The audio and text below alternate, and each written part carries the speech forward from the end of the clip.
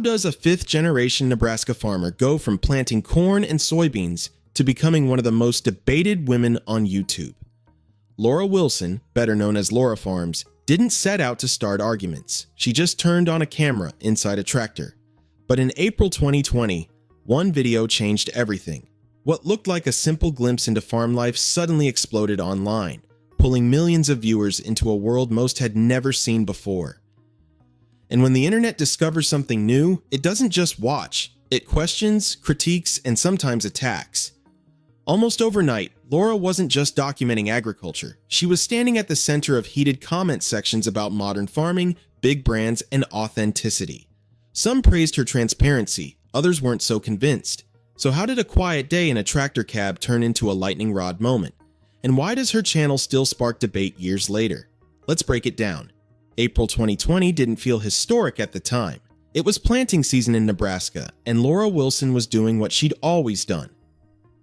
Digging cease, working long hours in a tractor on her family's corn and soybean farm. But that spring, she decided to share more of it online. After guest posting farm clips for the Ag of the World Twitter account, she uploaded a simple YouTube video on April 25, 2020, showing what it actually looks like inside a modern tractor cab. No dramatic music, no flashy editing, just real farm work. What happened next caught almost everyone off guard. The video started gaining traction fast. Viewers were fascinated by the technology, GPS guidance, massive monitors, precision planting systems. A side of agriculture most people never see. At a time when millions were stuck at home, scrolling for something different, this behind-the-scenes look at real farm life felt fresh, authentic, unexpected. And the growth didn't crawl, it surged. Subscribers poured in, views multiplied. A channel that had been relatively small suddenly had national attention. But when something grows that quickly on the internet, curiosity turns into scrutiny. People began asking how it spread so fast. Was it just timing, the algorithm, or something else? And that's when the conversation shifted. The growth was exciting, but it didn't go unquestioned. When a relatively unknown farming channel suddenly starts trending, the internet doesn't just celebrate it, it investigates it. Almost immediately, online forums lit up with people asking how Laura Farms had climbed so quickly. Some pointed to the Ag of the World Twitter exposure as the spark. Others wondered if the algorithm had simply picked up a niche that felt brand new. And then there were the skeptics, suggesting there had to be something happening behind the scenes. There was no evidence of manipulation, no confirmed shortcuts, just speculation, the kind that follows almost every rapid breakout on YouTube. But speculation spreads fast, especially when the creator doesn't fit what people expect. Part of the intrigue came from contrast. A young woman confidently operating massive agricultural equipment isn't what many viewers picture when they think of large-scale row crop farming. For some, that was inspiring. For others, it felt unusual enough to question. And once doubt enters the conversation, it tends to stick. Instead of just watching the videos, people began analyzing them. Tracking view counts, debating authenticity, scrutinizing growth patterns. What started as curiosity slowly turned into commentary. And commentary is where controversy begins. And the debates were only getting started. The real tension didn't come from one video. It came from what the videos represented. Modern farming is one of the most misunderstood industries online. The second Laura showed real, large-scale row crop operations, GPS-guided tractors, chemical applications, high-efficiency planting, the comment sections became a battleground. Some viewers were fascinated. They appreciated the transparency. They liked seeing how food is actually produced at scale. But others saw something completely different. To them, modern agriculture equals big ag, corporate influence, GMOs, herbicides, environmental impact. Even when Laura was simply explaining her daily work, some viewers interpreted it as a political statement. That's the thing about farming on YouTube. It doesn't stay neutral for long. She wasn't staging debates. She wasn't attacking anyone. She was documenting her job. But agriculture already carries years of public tension, and when you put it in front of millions of viewers, those tensions surface instantly. Every planting decision, every spray pass, every equipment choice becomes something people argue about. And because she communicates clearly and confidently, critics don't just disagree, they push back harder. What looks like ordinary farm work to her can look like a symbol of something bigger to someone else. And that bigger fight would only grow once money entered the picture. As the channel grew, so did the business side of it, and that's where the tone around Laura Farms started to shift. What began as simple day-in-the-life farm videos slowly included sponsorship mentions and brand partnerships, something completely normal for creators at that level. But in agriculture, brand relationships can carry extra weight. Viewers understand that YouTube pays creators. They expect ads. But when farm equipment, seed companies, or ag-related brands appear in the mix, some audiences read it differently. To supporters, sponsorships mean she's building a sustainable platform while continuing to farm. To critics, it can look like corporate influence creeping into what once felt purely personal. That perception gap is where friction builds. Even if a video is clearly labeled and transparent, once money becomes visible, some viewers start questioning motives. Is she recommending something because it works? Or because it's paying? Is the channel still about documenting farm life, or has it become marketing? Those questions aren't unique to her, but in a field already sensitive to big ag narratives, they hit harder.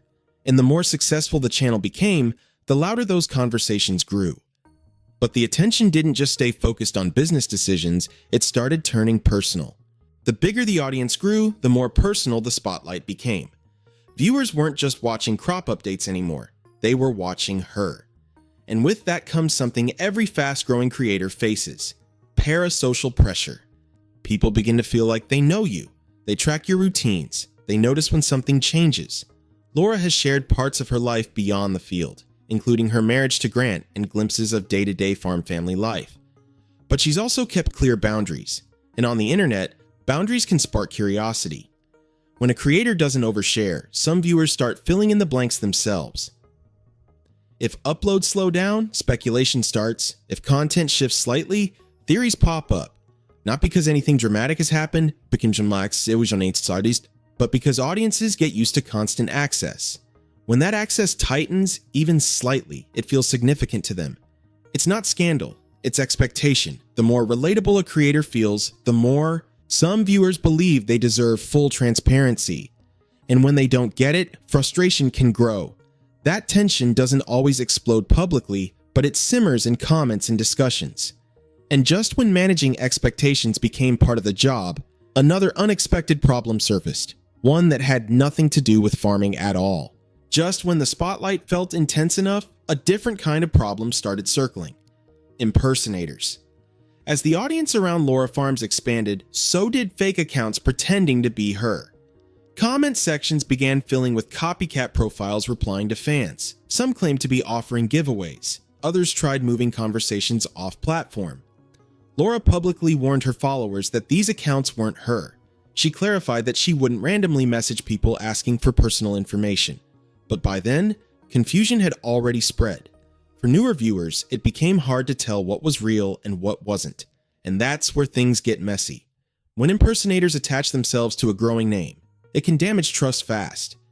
Even if the creator isn't involved, the situation still reflects back on them. Fans become cautious.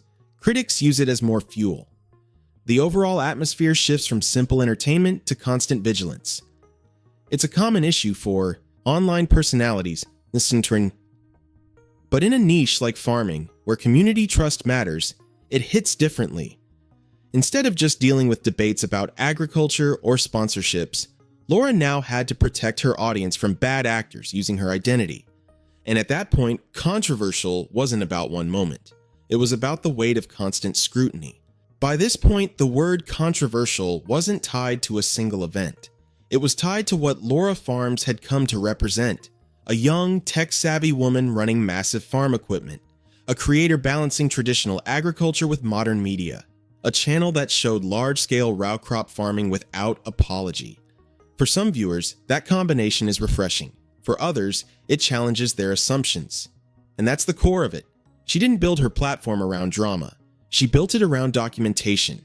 But when you document something as debated as modern agriculture, the conversation doesn't stay quiet. People bring their beliefs with them. Some see transparency, others see industry influence, some see empowerment, others see symbolism. The faster her audience grew, the more amplified those interpretations became. Success magnifies everything: praise, doubt, admiration, criticism. and because she operates in a field already layered with cultural tension. Every upload feels bigger than it actually is. So when people call her the most controversial female farmer on YouTube, it's less about scandal and more about visibility. She stands at the intersection of farming, technology, business, and internet culture. And in that intersection, neutrality is almost impossible. Laura Farms didn't become controversial because of one explosive mistake or headline-grabbing scandal. She became controversial because she grew, fast, in a space that was already divided. By simply documenting modern farming, she stepped into conversations about technology, corporate influence, sustainability, and authenticity. And once millions of people are watching, every routine decision feels bigger than it is. Her rise shows what happens when rural life collides with the algorithm. A tractor cab turns into a viral moment. A planting update turns into a debate. A sponsorship turns into a discussion about trust. The spotlight doesn't just highlight the work, it magnifies the reactions. In the end, Laura Farms represents something larger than a YouTube channel. She represents how quickly the internet can transform ordinary expertise into a cultural talking point. And maybe the real reason she sparks debate isn't about her at all. It's about what modern farming means to people who've never stepped foot in a field.